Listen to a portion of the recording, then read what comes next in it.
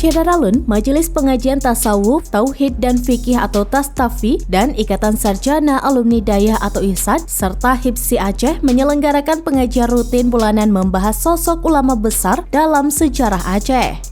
Pengajian rutin yang berlangsung pada Rabu 21 Desember 2022 mengambil tema sosok Abuya Profesor Dr. Haji Tengku Muhibbuddin Wali Al-Khalidi, pelopor tafakuh fiddin di Timur Tengah.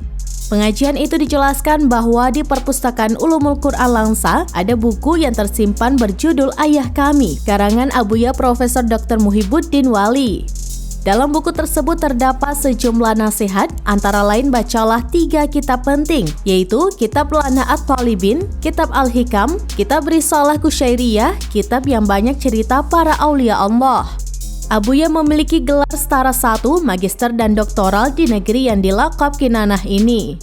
Tengku Zikri mengatakan pernah 2 kali melihat disertasi Abuya dengan judul Al-Ijtihad fi al-Fiqh al-Islami atau Ijtihad dalam Fikih Islam setebal 913 halaman yang ditulis dengan gaya penulisan atau uslub bahasa Arab yang tinggi dan indah.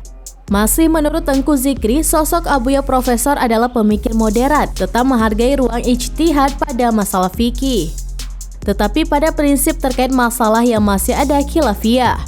Adapun pada masalah yang sudah ijma atau konsensus ulama, Abuya tidak akan melangkahinya. Sementara itu, Senator Aceh Fadir Rahmi yang juga Universitas Al-Azhar Syarif serta mantan Ketua IKAD Aceh ini meminta maaf ketika masa kepemimpinannya di IKAD lupa terhadap Abuya Profesor sebagai seniornya.